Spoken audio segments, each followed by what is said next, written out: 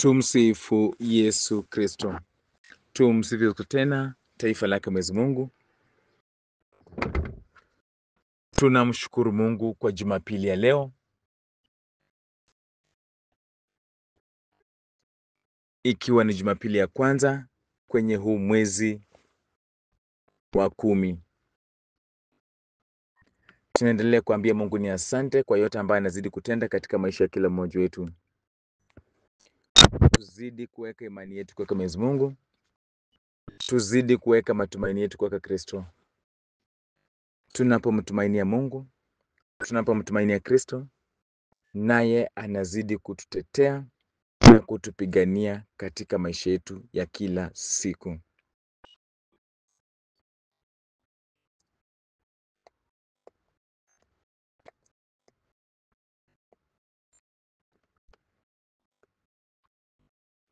Tumsifu Yesu Kristo. Tunaomba pia huu mwezi wa 10 uwe mwezi wa baraka, uwe mwezi wa ushindi, uwe mwezi wa mambo makubwa ya Mungu katika maisha ya kila mmoja wetu.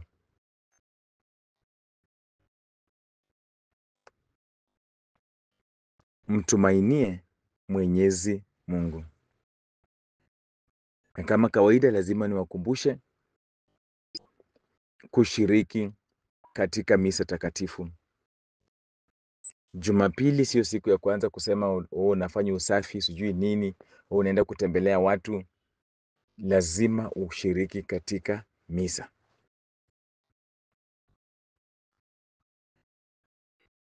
Usianze kukaa nyumbani kwamba ninafuatilia misa kwenye TV. Hapana, kwenye TV hautapokea Ekaristi. Kwenye TV hautapokea Ekaristi. Shiriki katika misa takatifu kwenye parokia yako, kule ambako kuna sali, ili Mungu aendelee kuongoza, ili Mungu aendelee kukulinda. Tumsifu Yesu Kristo. Jumapili ya leo tunaenda kupata somo kutoka Injili ya Mathayo, sura ni ya 1 mstari wa 18 hadi 25.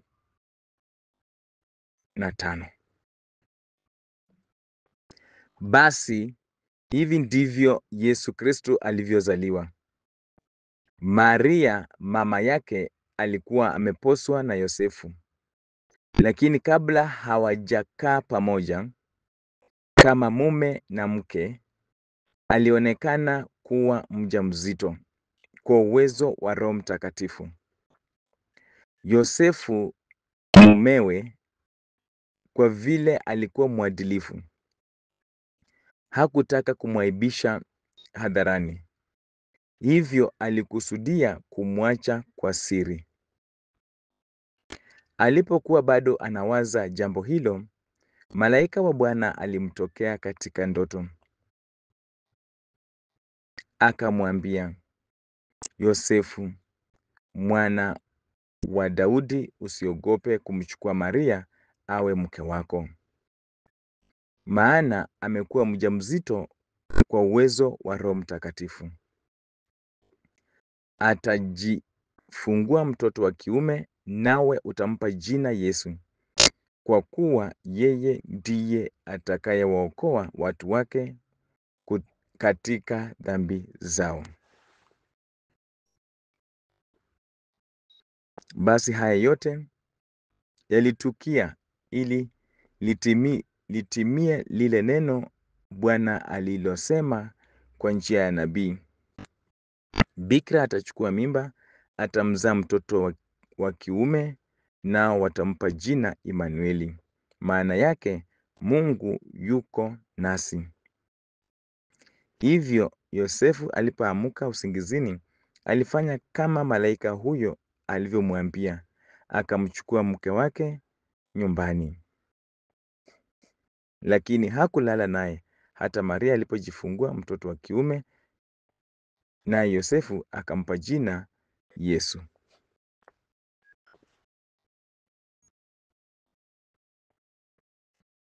Injili ya Bwana wetu Yesu Kristo.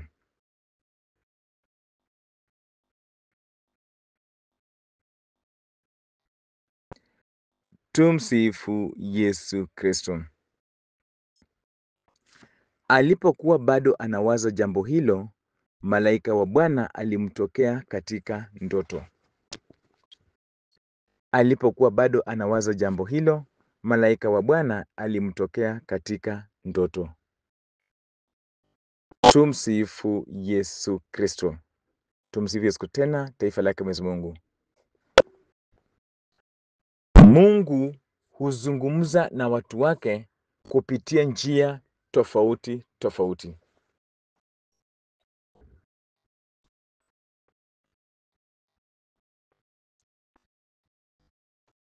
Mungu huzungumza na watu wake kupitia njia tofauti tofauti tofauti. Mungu huzungumza na sisi na watu wake kupitia kwenye neno lake, kupitia kwa mapadri wetu wanapotufundisha, kupitia kwa matukio ya maisha,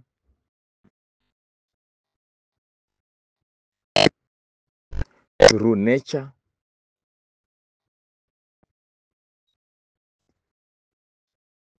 na mambo mengi. Na kwa njia ya kipekee Jumapili ya leo, Mungu anazungumza na sisi kwa njia ya ndoto.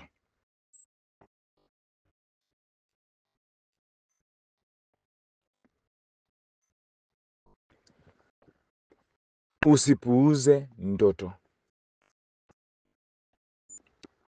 Usipuuze ndoto. Ndio maana chukulia ndoto zako serious. Na ni hatari sana kuambia watu mimi siotangi. Tayari shetani amekunyang'anya kila ambacho mbinu ambayo Mungu angetumia kuzungumza na wewe. Au wengine wanaota alafu wanasahau kila kitu. Akiamka asubuhi anakuambia, nakumbuka nikiota sijui nini lakini hata sikumbuki chochote. Ni hatari. Katika ulimwengu wa kiroho, hiyo ni hatari. Kwa sababu nitakana ukumbuke kwamba umeota nini, kwa sababu kama ni kitu ya kuombea, uanze kuombea. Wengine hawakumbuki, lakini baadaye hiyo kitu ikishatukia nasema, oh, ndio hii nilionyeshwa kwenye ndoto.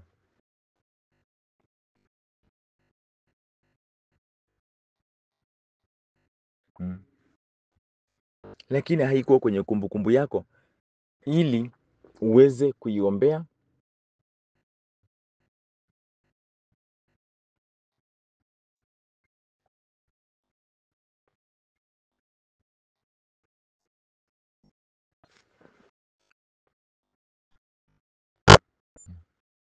uweze kuipeleka kwenye altari yake Mwenyezi Mungu.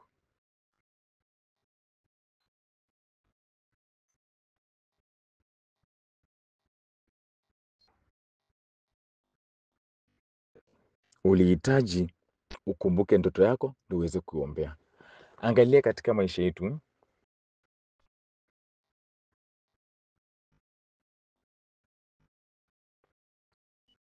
ujue ndoto zinakuja wakati gani? Usiku, wakati umelala. Tunalala.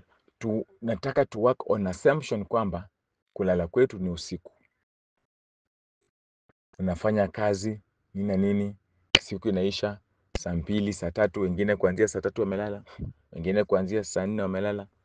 Sasa tuko na masaa 6, 7, 8 za kulala. Nataka muone uzito wa hii kitu. Ukienda kanisani, misa inaweza lisali moja na nusu kama ni Jumapili, ama masaa mawili. Misa za kila siku ni dakika 30, misa imeisha, watu wameenda nyumbani. Kwa hivyo inamaanisha Mungu atazungumza naye within 1 hour, within 30 minutes, within 2 hours. Lakini usingizi, umelala masaa 6, masaa 7, masaa 8. Mungu atazungumza nawe kwa muda mwingi. Huo ni muda mwingi. Kwa hivyo chukulia ndoto zako serious.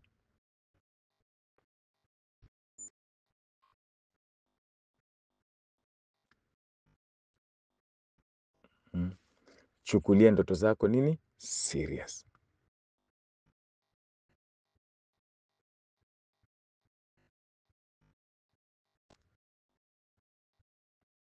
Kupitia kwenye ndoto, Mungu atazungumza na wewe.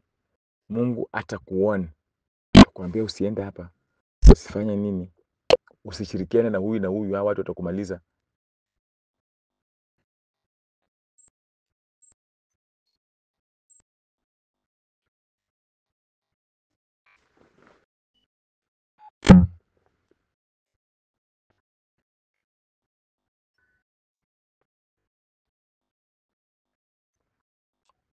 Atakufunulia mambo hata kabla haijatimia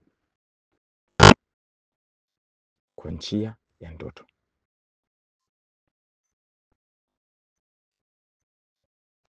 Kwa hivyo unapoota, chukulia ndoto zako serious. Unapojipata hauotangi, jiulize nini mbaya. Kwani Mungu hataki kuongea nawe? Ngoja, kuna wakati mwingine ndoto zingine hazijatoka kwa Mungu. Shetani anataka kucorrupt message yako.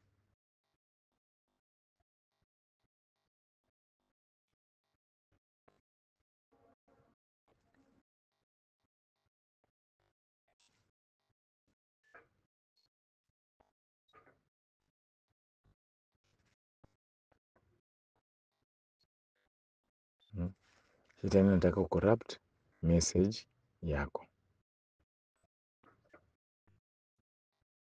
Tumsifu Yesu Kristo.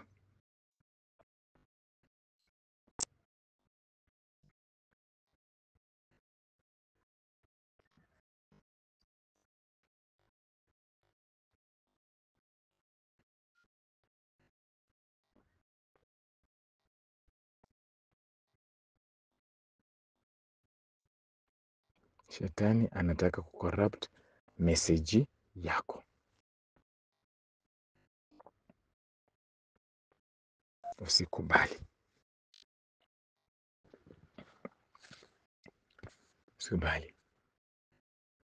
Kwa hivyo naomba wote ambao mnasikiliza uwe serious na ndoto zako, kwa sababu Mungu anazungumza na wewe kupitia kwa hii mbinu, kupitia kwa hii njia nini ya ndoto. Kama hujaelewa ndoto zako, uliza mapadri, uliza wataalam, uliza watu wengine wako na kipaji cha kutafsiri ndoto.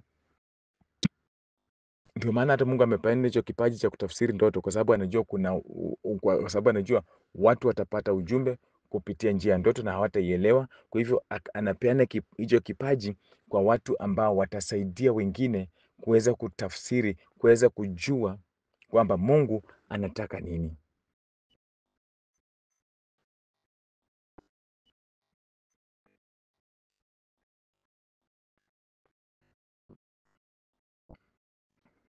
Mungu anasema nini?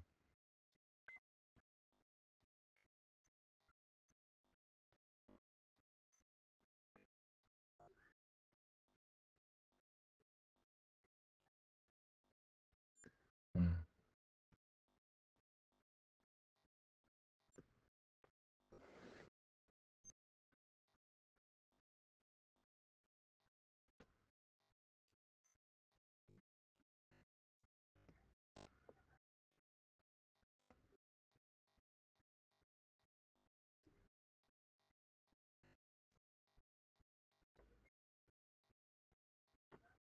Tutakujua Mungu amesema nini.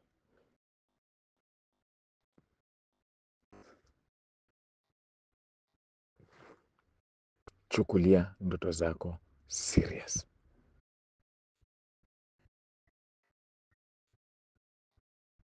Kwa hivyo tena usifanye tu kazi throughout ushinde kulala. Hapana, pumzika, lala, ndio uweze kupata message za Mungu.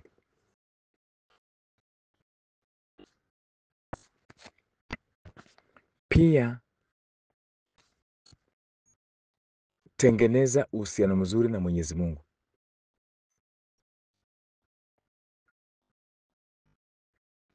ndio aweze kuzungumza na wewe katika ndoto.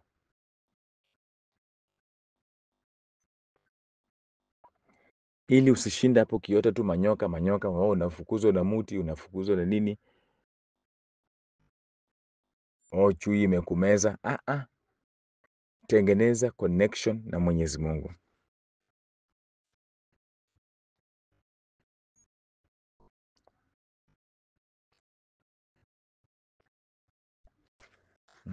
Tengeneza connection na nani? Na Mwenyezi Mungu,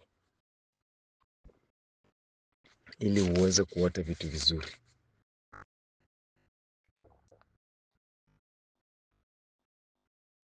Ili uweze kuota vitu vizuri.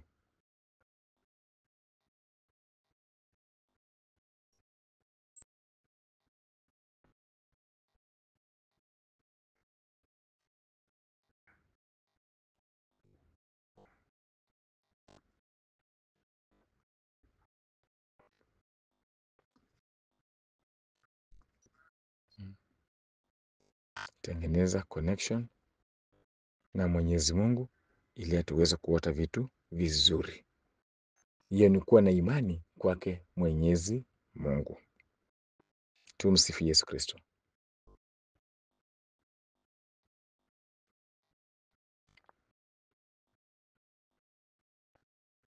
Mtu wa sala, mtu wa kumlilia Mwenyezi Mungu,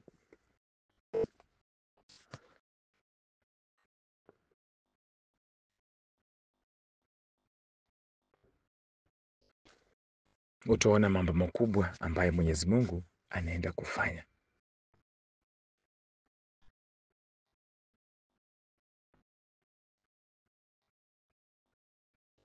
Yosefu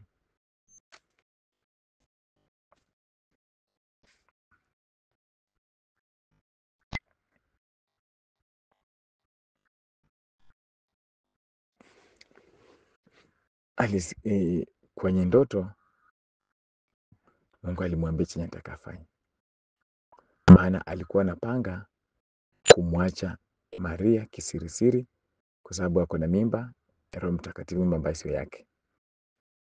Sema,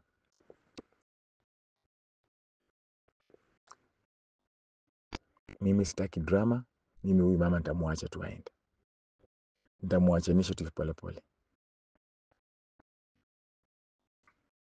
Kwa hivyo kwenye ndoto tunaona jinsi Mungu anakuguide cha kufanya.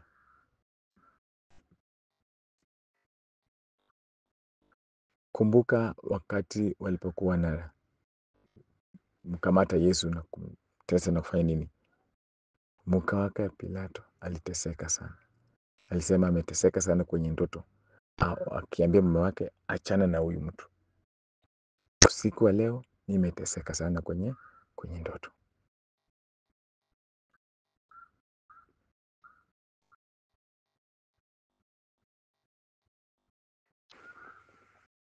Nimesumbukana sana. Kwa hivyo achana na huyu mtu.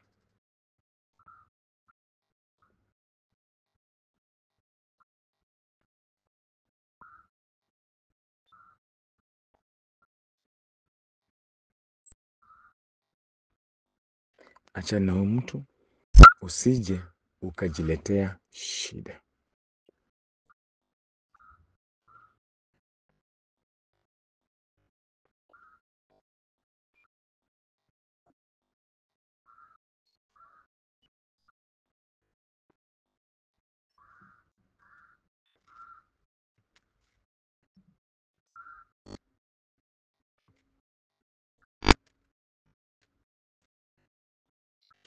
So alikuwa warned katika ndoto.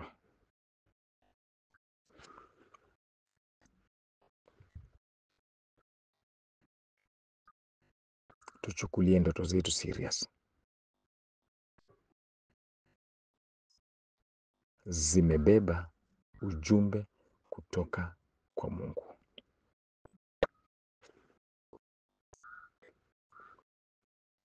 Hasa kama uko na connection na Mwenyezi Mungu, utapata messages nyingi. Ndoto zako zitakuwa nyingi za kuelekeza kwa Mungu, za kuelekeza kufanya mambo ya Mungu vizuri,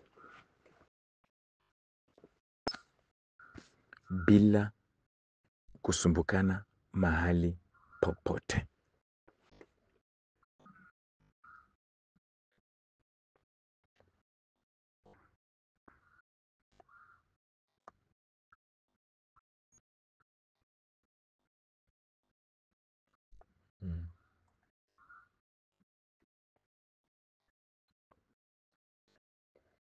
Wakati unawaza mambo mengine tofauti kinyume na njia za Mungu, ndoto inaingia.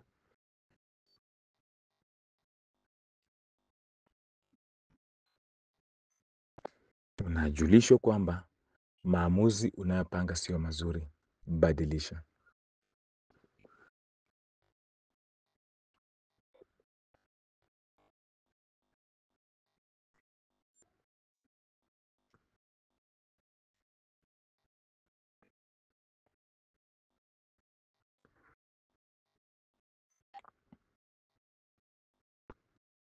Maamuzi unayopanga sio mazuri, fanya nini? Badilisha. Badilisha.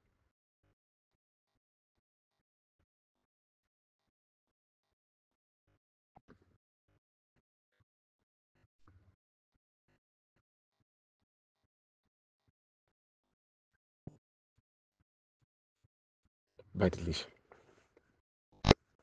Kwa sababu umesikia sauti ya Mungu ambaye amezungumza na wewe kupitia njia ya ndoto.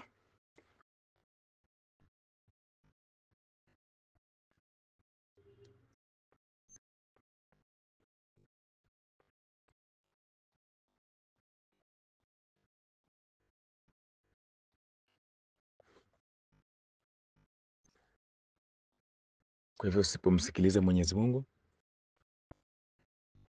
usipomsikiliza Kristo, utaangamia.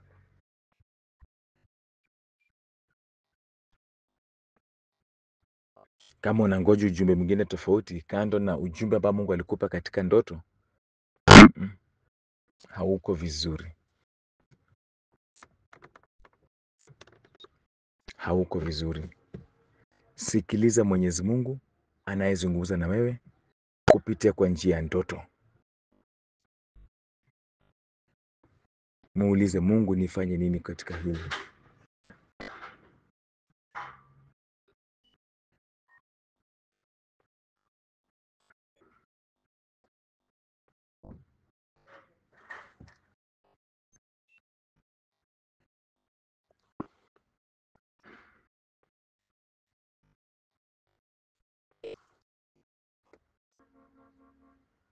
Mungu, nifanye nini katika hili?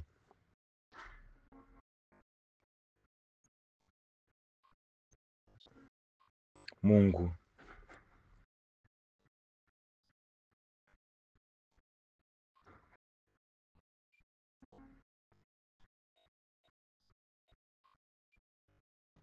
nifanye nini katika hili? Na Mungu atakupa mwelekeo. Mungu atakupa mwelekeo.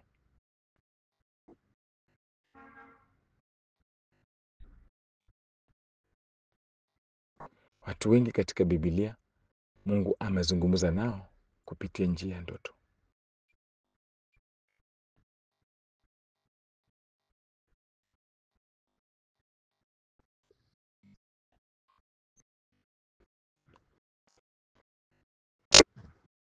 Wengine Mungu amewaonya, Mungu amewaambia wachukue tahadhari, amewaambia wabadilishe msimamo, amewaambia mambo mengi.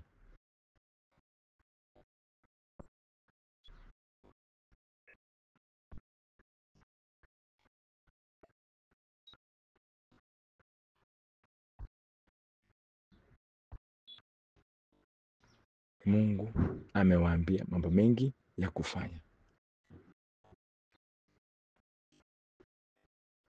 kwa sababu walimsikiliza.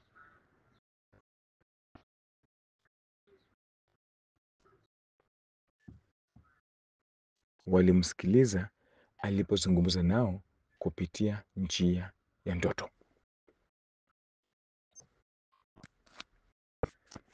Tumsifu Yesu Kristo.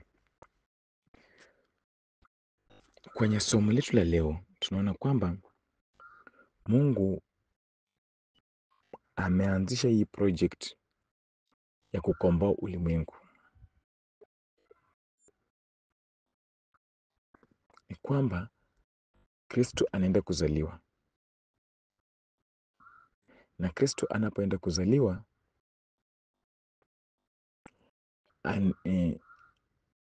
anahitaji wazazi hapo ulimwenguni.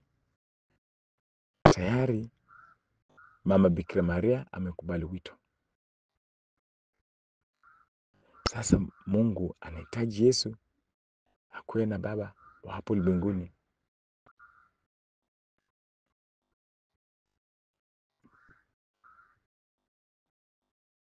Na inapatikana kwamba Yosefu ndio anaenda kuwa baba wa Kristo wa hapa ulimwenguni.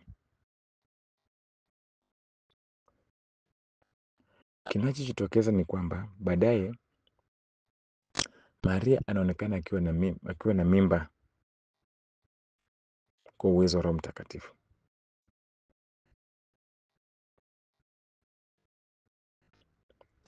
Yosefu ako kwa hali ngumu.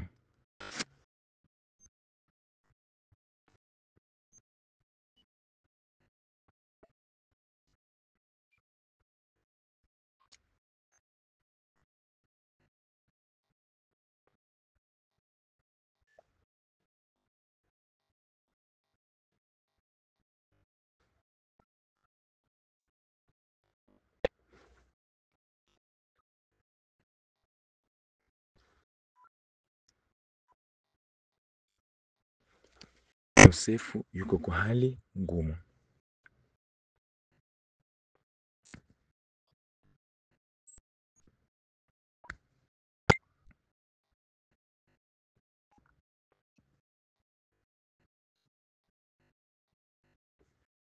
Yuko kwa wakati mgumu kwamba mke wake ako na mimba na sio yake.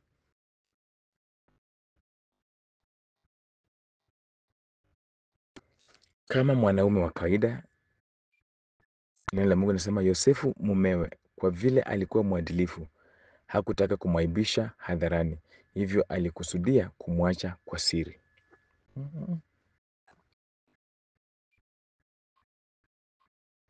Yosefu ni wale watu ambao hawapendi drama.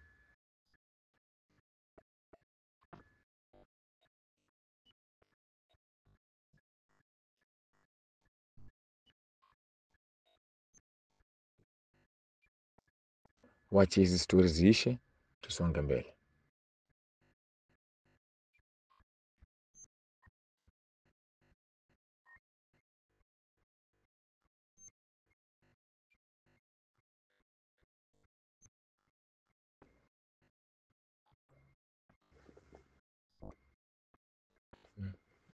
Wache hizi stori ziishe,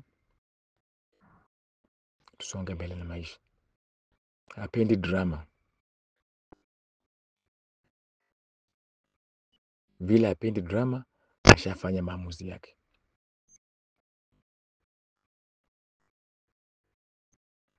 kwamba huyu mama, huyu Maria nitamwacha tu pole pole, kimya kimya, kwa siri.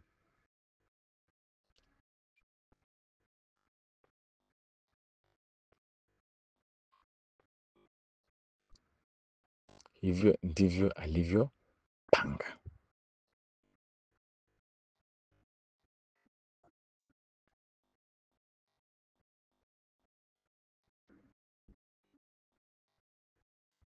Kwa hivyo Yosefu amepanga atamwacha Maria kwa siri siri.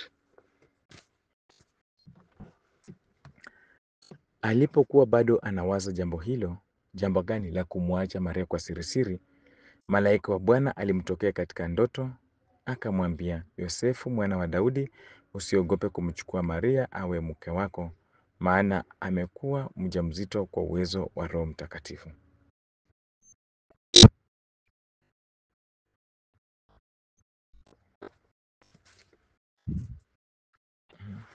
Usiogope, wewe mchukue.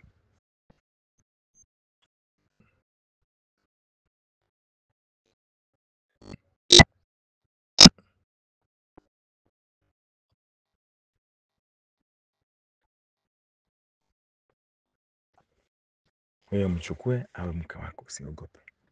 Alimwendea kwenye ndoto. Kumbuka Yosefu alikuwa shafanya maamuzi. Mimi sitangoji aibu, mimi najitoa.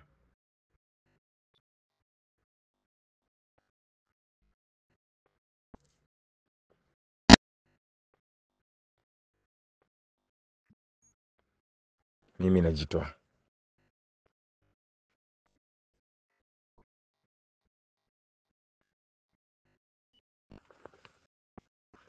Mimi nafanya nini? Najitoa. Na kwenye ndoto ndio malaika anamkuja, anamwambia hapana, usifanye hivyo. Hii mimba ni kwa uwezo wa Roho Mtakatifu. Wewe mchukue awe mke wako.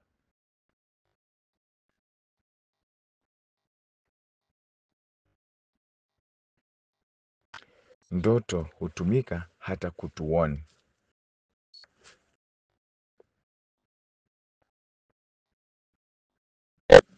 Ndoto hutumika hata kutuoni ili tuweze kukaa vizuri.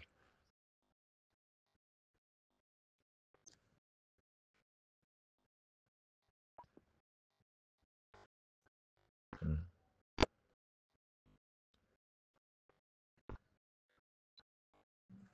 Ili tuweze kukaa vizuri, tuweze kuheshimiana.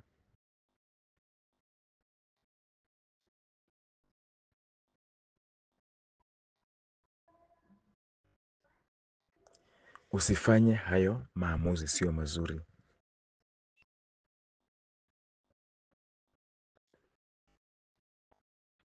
Sasa ona, Mungu anatumia ndoto kuleta ujumbe mkubwa sana kwa nani? Kwa Yosefu. Imagine kama Mungu angetuma mtu ndio ambie Yosefu asiache huyo mke. Yosefu angemwambia okay, kama unamtaka wewe mchukue. Ama angemwambia labda hii mimba ni yako, acha kujidanganyisha ukimdanganyia Mungu.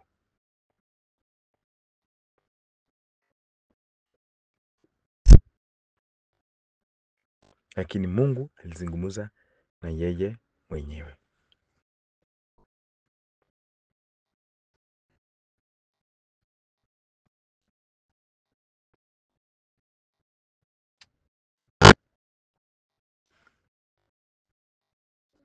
Mungu alizungumza na yeye mwenyewe.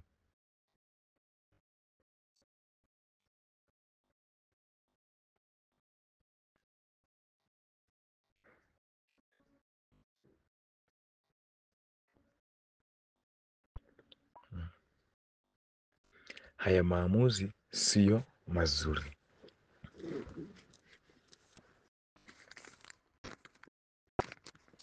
Tumsifu Yesu Kristo.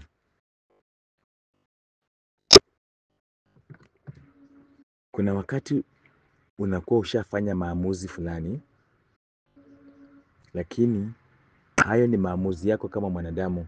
Mungu akaona maamuzi ya kwake juu ya hilo jambo ambalo unashughulikia, na ngojea atazungumza na wewe kupitia njia ya ndoto.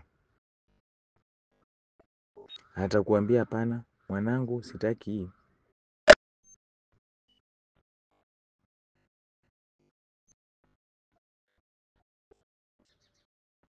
Atakuambia sitaki hii. Atakuambia badilisha hii. Atazungumza na wewe kupitia njia nini? Ya ndoto.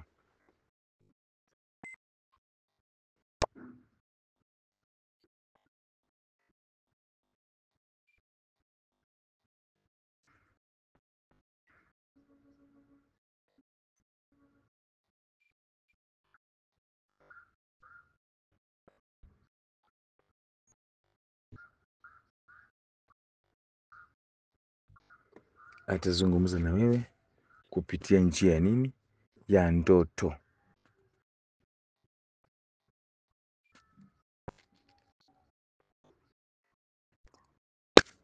Hata akaambiwa asiache Maria na asiogope. Kwa hivyo hata kupitia kwa njia ya ndoto, Mungu anatu encourage tusiogope.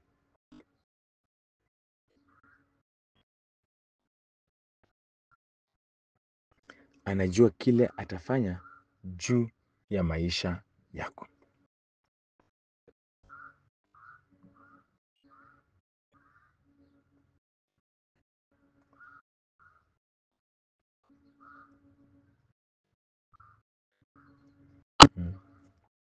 Anajua kile atafanya juu ya nini?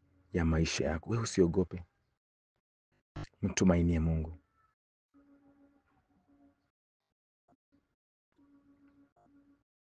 Msadiki Mungu, atakutetea na atakutetea kwa kiwango kikubwa sana.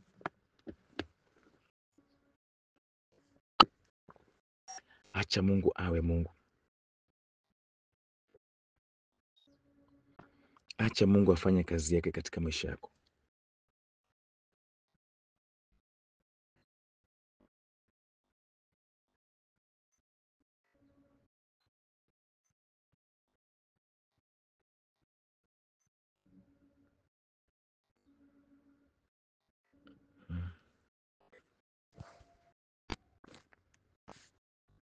Kwa hivyo hata wewe kuna wakati unataka kufanya maamuzi fulani, lakini Mungu anakukanya katika ndoto, kwambia hapana, kaa kwa ndoa yako. Ukiwa unaona umechoka sana, unataka kuenda, Mungu anasema hapana, kaa kwa ndoa yako. Mwenyewe najua nafanya nini, nitabadilisha hii hali.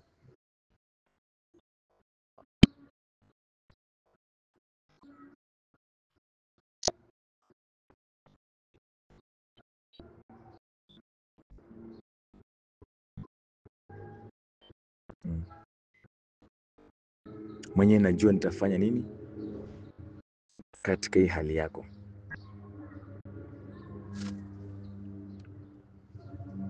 Kwa hivyo badilisha maamuzi yako, badilisha maamuzi yako. Hivyo ndio Mungu anasema siku ya leo, maamuzi ambayo umepanga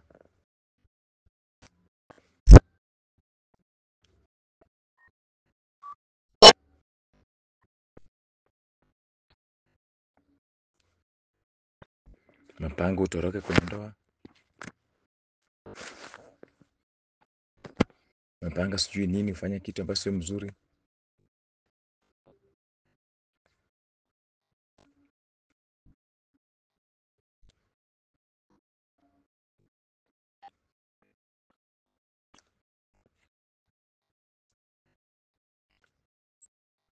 umepanga uaibishe mtu ama watu, umepanga sijui nini. Mungu anakuambia achana na hizo vitu.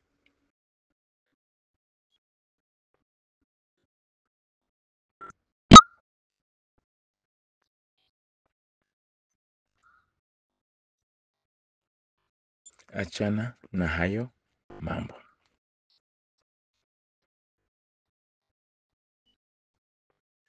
Na Mungu anakuletea ujumbe wake kama bado unawaza alipokuwa anawaza hayo kabla hajaitekeleza. Mungu anaingilia kati na kumwambia no, sio hivyo, badilisha. Na pia anamwambia usiogope.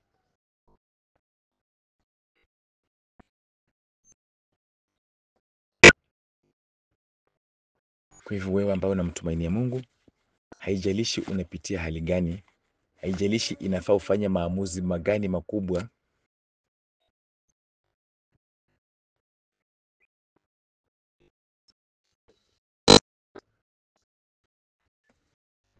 uko na Mungu.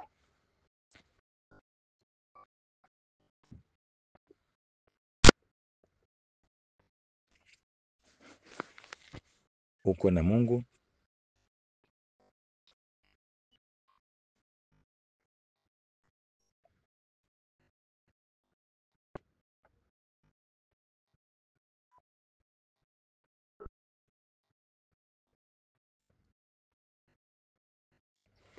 na atakusaidia. Uko na Mungu na atakuweka vizuri.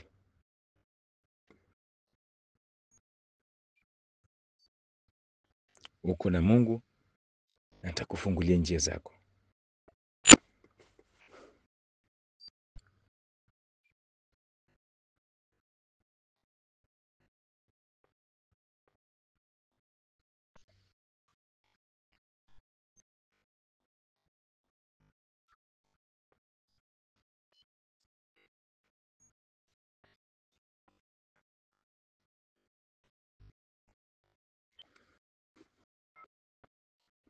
usiogope kumchukua Maria awe mke wako, maana amekuwa mjamzito kwa uwezo wa Roho Mtakatifu.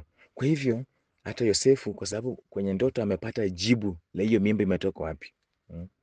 Kwenye ndoto Mungu atakupa majibu ya mambo mengi ambayo yanatendeka katika maisha yako.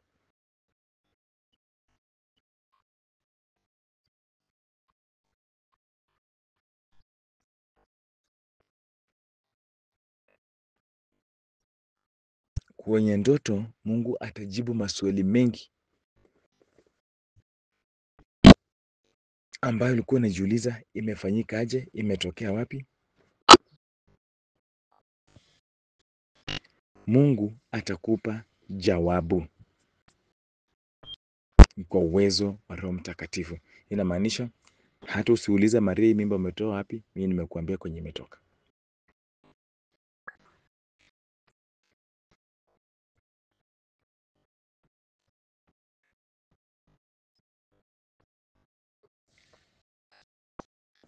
Hata usienda kuuliza mambo imetoka wapi.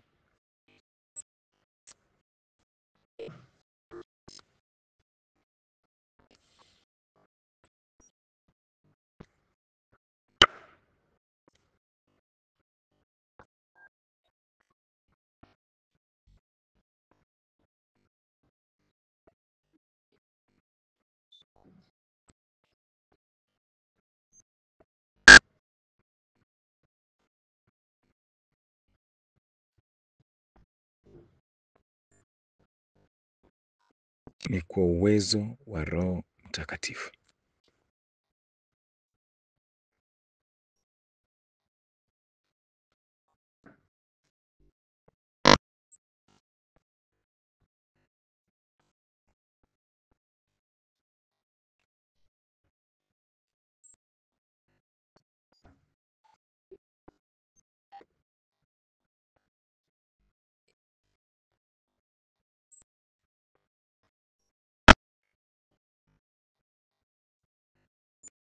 Kwenye njia ya ndoto mambo mengi yanafichuka, tunaijua mambo mengi ambayo hukuwa unajua. Ndio maana nilisema usipuuzie ndoto zako.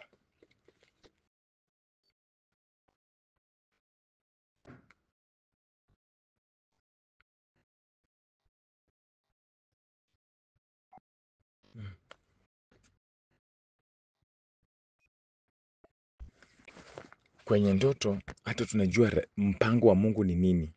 Alimwambia atajifungua mtoto wa kiume, nawe utampa jina Yosefu, kwa kuwa yeye ndiye atakayewaokoa watu wake katika dhambi zao.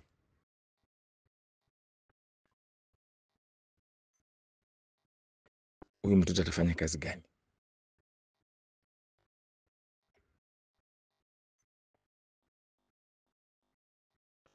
Ya kukomboa watu kutoka dhambi.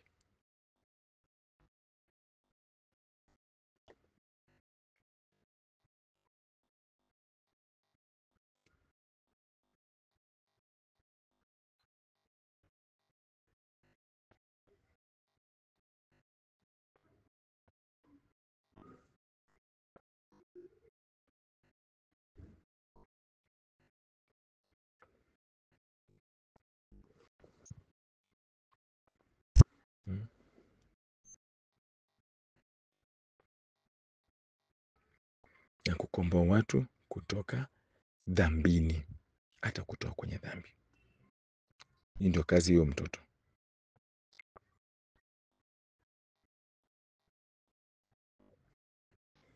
Basi haya yote yalitukia ili litimie lile neno Bwana alilosema kwa njia ya nabii, bikira atachukua mimba, atamzaa mtoto wa kiume, nao watampa jina Imanueli, maana yake Mungu yuko nasi.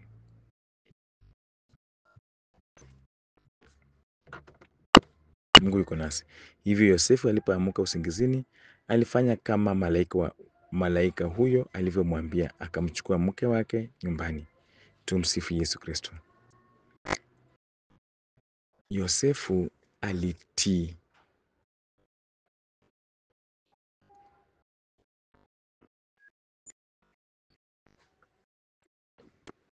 alifanya jinsi alivyoambiwa na malaika wa Mungu.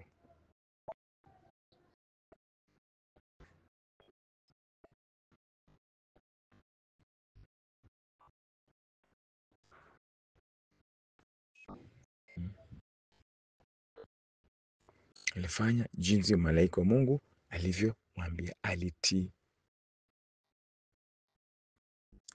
Imagine Yosefu angeamuka aseme, hizo vitu zilikuwa tu ndoto, we Maria, mi nakuacha au nakufukuza. Angemfukuza Mungu kwa sababu Yesu ni nani? Mungu.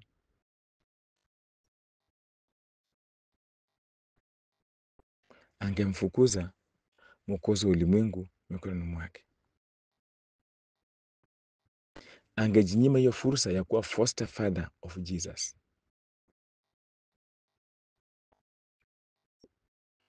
Kama hangetii alichoambiwa katika ndoto.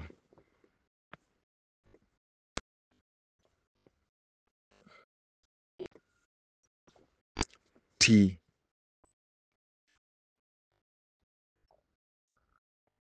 Kuna watu wamekuwa wakiombea familia zao, ndugu na dada zao, kwamba Mungu awafungue waendelee mbele vizuri. Unapata unapoendelea na hiyo novena yako na zile sala zako, umelala usiku na wote Mungu anakuambia peleka misa nyumbani, itakase boma lenu. Ama unaota uko nyumbani kwenye misa na uko Nairobi, uko wapi, unashangaa ilikuwaje, alafu unanyamazia tu.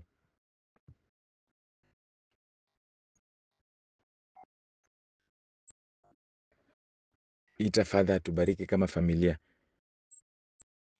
alafu unanyamazia tu.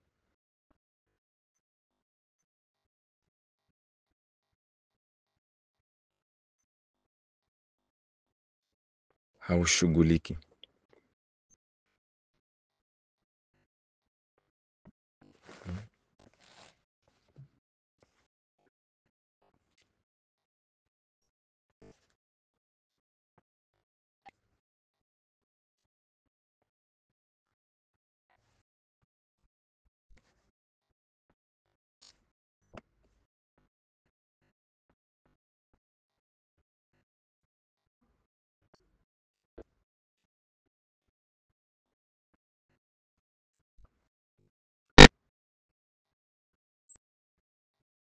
Haushughuliki kufuatilia niliota nini, nimeonyeshwa nini kwenye ndoto.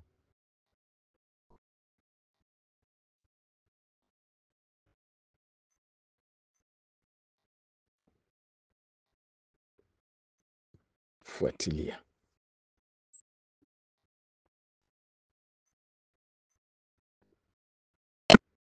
Hata wakati mwingine Mungu anapozungumza, hata wengine unakuanga hata mjalala kabisa, unaingia tu hivi kwa kitanda, unapelekwa mahali fulani, unaonyeshwa picha fulani, unaonyeshwa kwenye watoto wako wamefungiwa, unaonyeshwa hata mwenyewe umefungwa minyororo kwa miguu na mikono sijui wapi. Mungu anakuambia sali. Ama kwenye ndoto unapelekwa kwenye huduma, tuko hapa tunaomba mapadri, Father Agao, mafadha wengine tunasali, na Mungu anafanya nini? Anakukomboa.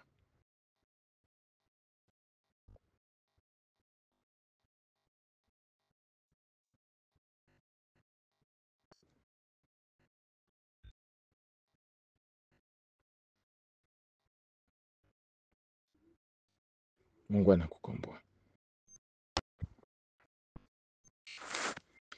Weka matumaini yako kwa Mwenyezi Mungu. Yosefu alitii. Yosefu alifanya nini? Alitii. Jisikilize vizuri, ujue ndoto zako zinakuambia nini. Kuwa mtiifu. Usije ukapoteza baraka kwa kutokuwa mtiifu na kuweka kiburi yako. Utaweka kiburi, haitakusaidia.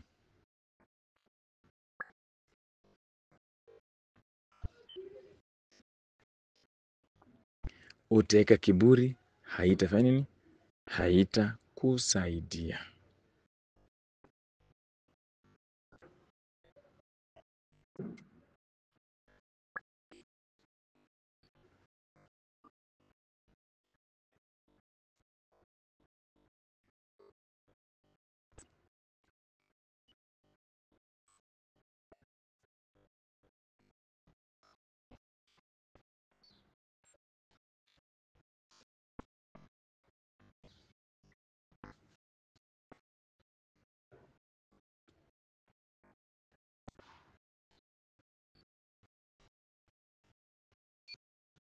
Taka kiburi, haitakusaidia.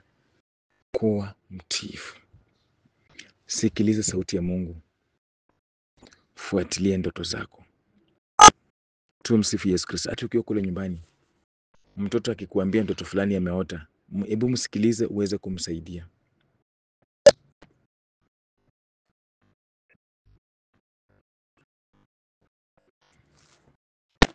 Hebu msikilize uweze kumwombea.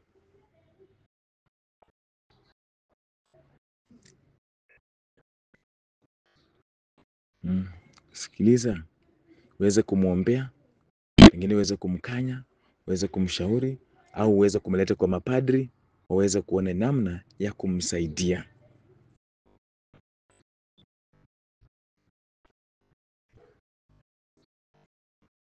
Usianze tu kumkemea.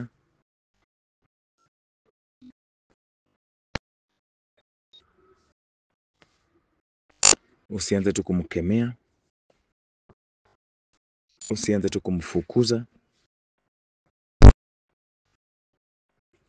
Usianze kumwambia usiniambie upuzi, toka hapa.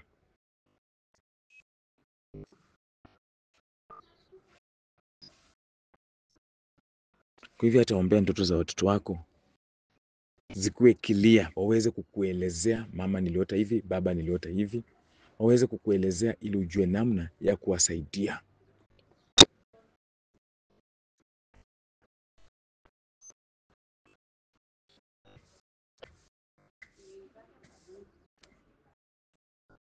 Maana tumegundua kwamba ni ukweli kwamba Mungu anazungumza na sisi kupitia kwa njia ya ndoto.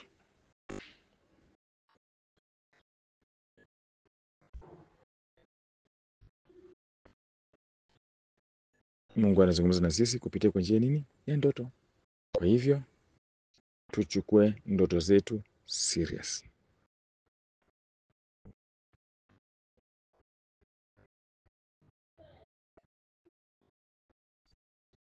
Tuchukue ndoto zetu serious.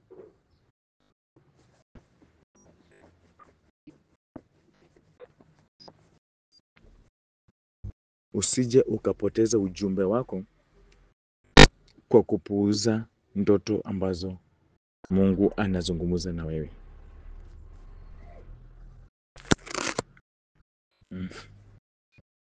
Yosefu hakuanza argument. Yosefu hakuanza kusumbuana.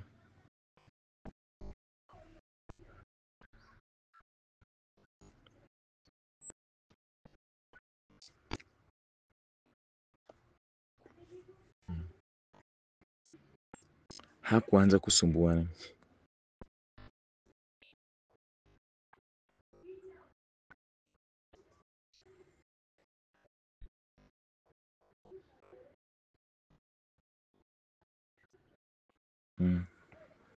Hakuanza drama.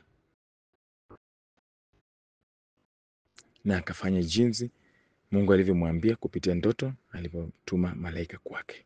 Malaika alipojitokeza kwake. Tumsifu Yesu Kristo. Sasa tujue kwamba kwa njia ya ndoto Mungu anazungumza na sisi.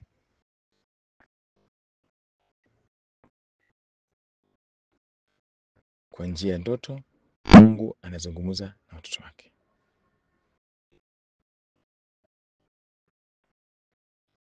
Kwa njia ya ndoto, kwa njia ya ndoto Mungu anazungumza na sisi. Mungu anazungumza na mimi na wewe. Kwa hivyo ndoto sio kitu ya kuchezea, ni kitu ambayo iko serious.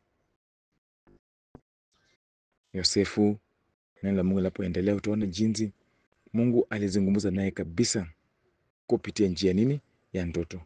Yosefu hakupuuza ndoto zake hata kidogo. Chukua mtoto hame, alihama. Fanya hivi na hivi, alifanya. Ni wakati wa kurejea nyumbani, rejea.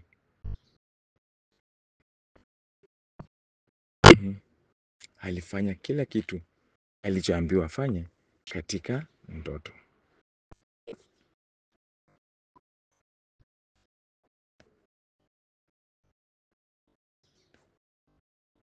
Normally,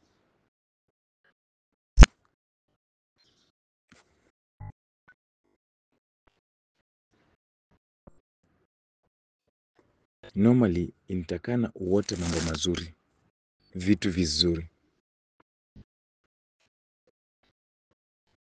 Hilo ndio linahitajika.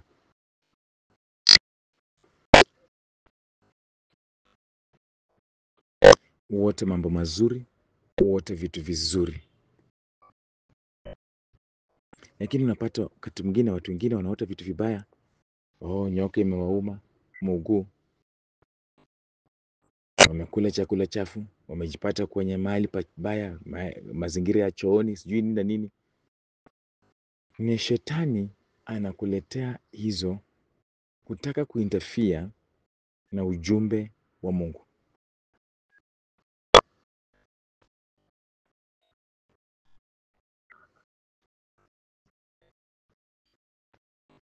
Kutaka kufanya usije ukapokea ujumbe wa nani? Wa Kristo. Shetani.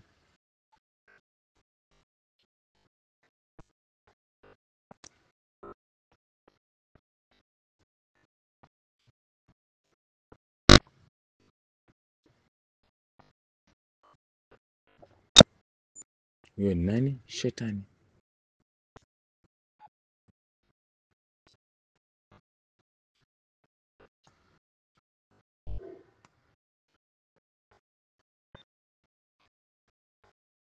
Anaamua kukuvuruga,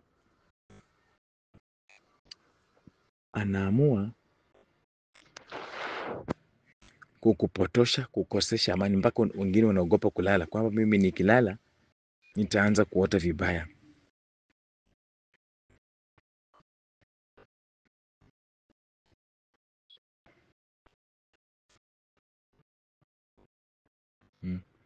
Unapata mtu ameshinda akiangalia tu hivi, amefungua macho kwa sababu anaogopa, Father, mimi nikilala nitaanza kuota mambo mabaya. Wengine wanaota maiti, wanaota majeneza, wanaota makaburi, wanaota wanapigwa, wanaamka asubuhi wamechoka.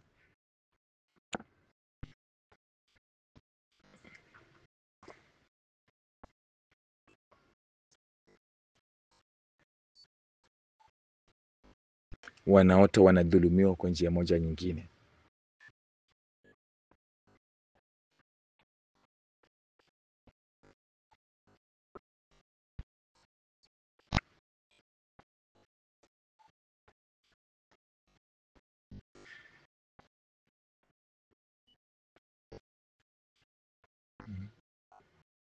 Kwa hivyo unapata watu wameogopa hata kulala. Naomba Mungu aondolee ndoto mbaya. Nataka tupate ndoto mzuri. Kilala unalala vizuri, hakuna cha kushinda ukishtuka kwenye kitanda. Hiyo no.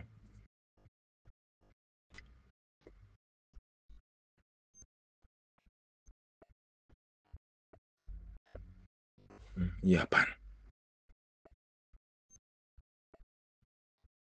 Kwa hivyo tufanye nini? Omba sana, usije ukapoteza ujumbe wako ambao Mungu anaenda kuzungumza na wewe kupitia kwa njia ya ndoto. Na huo mtu wa kutekeleza yale ambayo Mungu anazungumza na wewe kupitia kwa njia ya ndoto, kayatekeleze.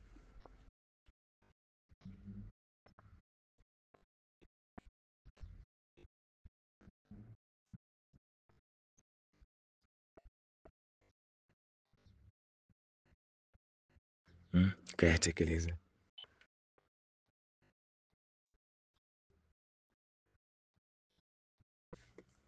Kuwa na uhusiano mzuri na Mwenyezi Mungu, mtu wa sala, mtu ambaye unamwamini Mwenyezi Mungu, kuwa na uhusiano mzuri na Mwenyezi Mungu.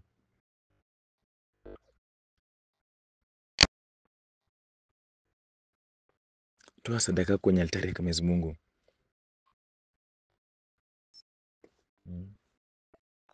Una remain in touch with God.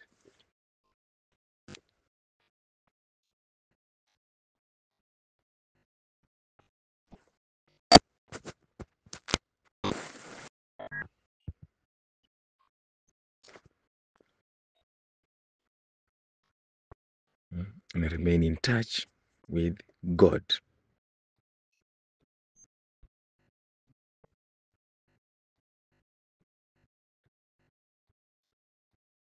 Jizingire na damu takatifu Yesu Kristo kila wakati tunapoenda kulala, kwamba Mungu, ninapoenda kulala ndoto zangu zisiwe corrupted na shetani, ili meseji zako zikuwe clear. Uwe tena mtu wa kurisk, kwa sababu imagine Yosefu umeambiwa usiache huyu mwanamke ambaye ako na mimba. Wanaume wenzako watakuuliza aje? Wewe uko na ujinga mwingi, unachukuaje mke wa mimba ya mtu? Watamwambia hivyo, lakini unasema liwe liwalo, mimi nafuata yale ambayo Mungu ameniambia nikafanye.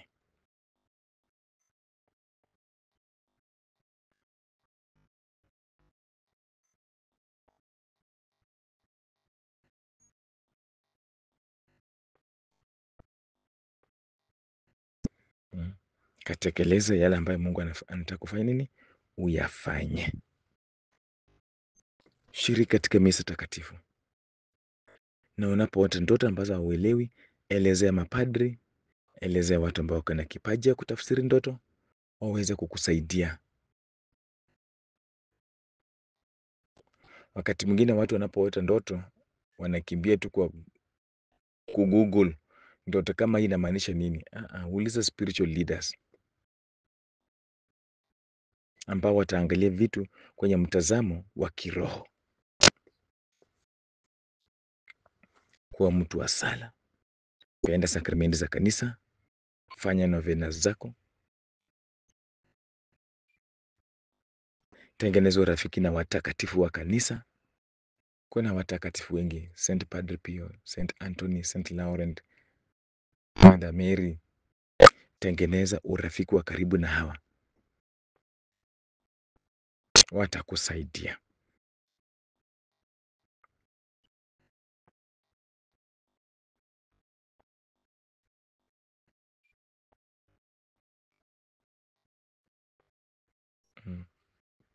Mungu atawasaidia. Tuombe Mungu ndoto zetu isije zikapotea. Tuwe na kumbukumbu. Unapoota kitu ukumbuke maneno ya kuota, Father niliota lakini sijui nini, lakini na kukumbuka tu nikishtuka. Hapana, nataka ukumbuke kila kitu. Tumsifu Yesu Kristo. Kwa jina la Baba na la Mwana Roho Mtakatifu. Katika jina takatifu la Kristo.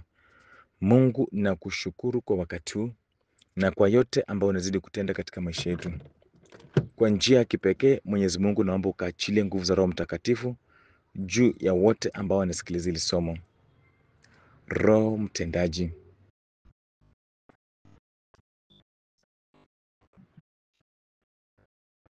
Roho Mtakatifu atakayesaidia watoto wako kuona umuhimu katika ndoto. Wasiwe watu wa kupuuzilia vitu, kusema ilikuwa tu ndoto. Hapana, maana kupitia kwa ndoto unazungumza na watoto wako.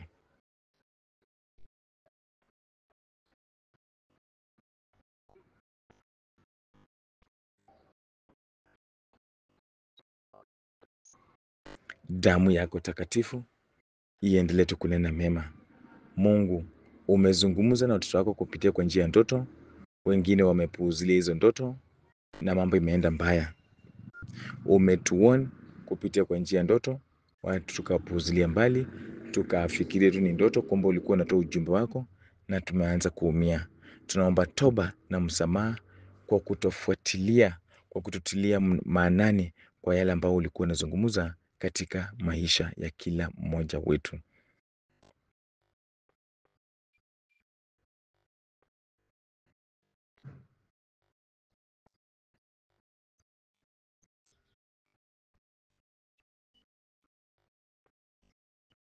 Njia zinaendelea kufunguka, mambo makubwa ya Mungu yanaendelea kufunguka. Mungu, ninaachilia kipaji cha ndoto kwa watu ambao wanasikiliza, kuota ndoto, kupata ujumbe kupitia njia ya ndoto na kuletea kanisa na kuelezea taifa lake Mwenyezi Mungu, ili huo ujumbe utusaidie kuishi vizuri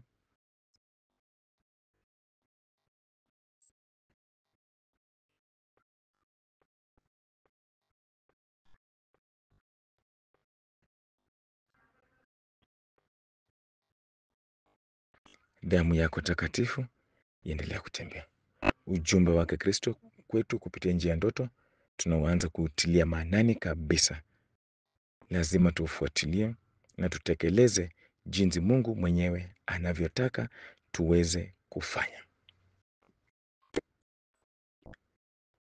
Tembea Roho wake Mwenyezi Mungu, kutana na mahitaji yetu ya kimwili na kiroho, tuimarishe katika sala, tuimarishe katika vipaji, tuimarishe katika familia zetu, tuendelee kupata ushindi na tuendelee kupata mema mengi ya Mwenyezi Mungu. Hata huu mwezi wa 10 nimeuweka katika mikono zake Mwenyezi Mungu. Naomba uwe mwezi wa baraka kwa wote ambao wanasikiliza hili somo,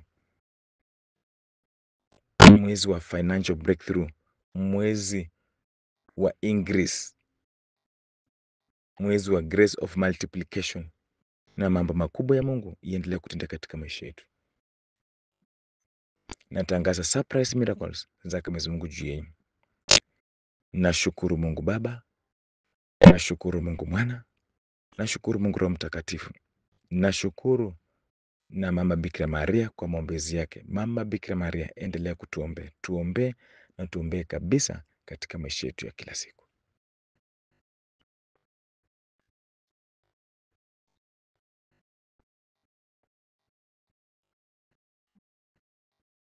Njia zifunguke, tupate amani, tupate mema kutoka kwa altari ya Mwenyezi Mungu. Damu ya Yesu iendelea kutulinda. Naenda kuwabariki. Bwana awe nanyi, awabariki na kuwalinda Mungu Mwenyezi, Baba na Mwana na Roho Mtakatifu. Tumsifu Yesu Kristo. Asanteni sana wana Padre Pio. Mungu azidi kuwalinda na Wakristo wote, taifa lake Mwenyezi Mungu azidi kuwalinda, na watakieni kila laheri, na watakieni Jumapili njema, na watakieni mwezi ambao umejaa baraka. Ni Father Aga. Tumsifu Yesu Kristo.